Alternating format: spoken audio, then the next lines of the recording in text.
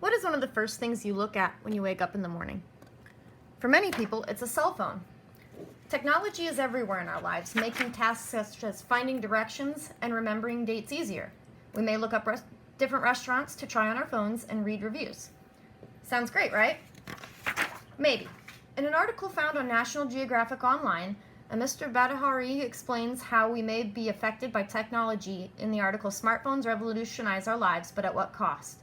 Smartphone use has become like a drug for many people. They drive us to distraction. A study by Adrian Ward and his colleagues demonstrated the effects of smartphone proximity on completing two challenging mental tasks. The participants whose smartphones were furthest away in another room performed better than participants whose smartphones were either in their pockets or on the desk in front of them. A study at the University of British Columbia asked over 300 participants to dine with family and friends, some participants with phones out on the table. Those participants whose phones were out reported feeling distracted by the phone and reported feeling more bored and enjoying the meal less. So instead of letting your smartphone be a distraction, try putting it away and focusing on those around you. I found out that cell phones are affecting humans biologically, psychologically, and socially.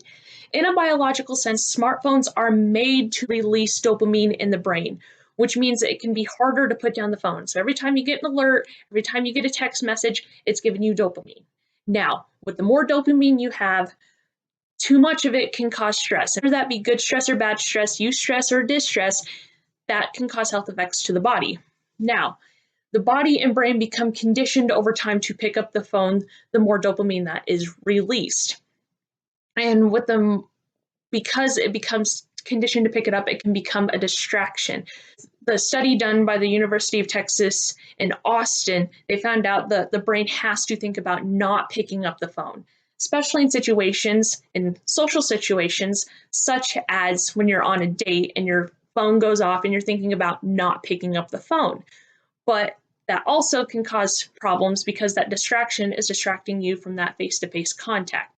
And with a study done by James A. Roberts, a professor at Baylor, he found out that 175 individuals in the US reported conflicts in their relationship because of technology. CBS News has an article where Anderson Cooper reports about brain hacking, which is a way we become addicted to technology. He studies how when we find new things or exciting things, dopamine is released in our brain, which Mercedes already covered. Dopamine is a way for the body to let us know that something exciting is occurring, which is why we might become addicted to things that excite us or pleasure us. This is why we are addicted to technology. Smartphones are one of the reasons we lose social interaction at home or in social settings. An NBC News article had information of a study done in 2014 by Cheryl Turkle found that when children are put in an environment without technology, they can pick up on social cues more easily and can also read facial expressions better. The face-to-face conversation and social skills help us know who we can trust and who we can talk to. It also shows expressions that can be lost with technology.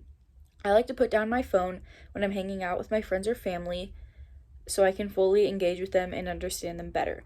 Plus, I think that it builds a great relationship and you can't always get that over text.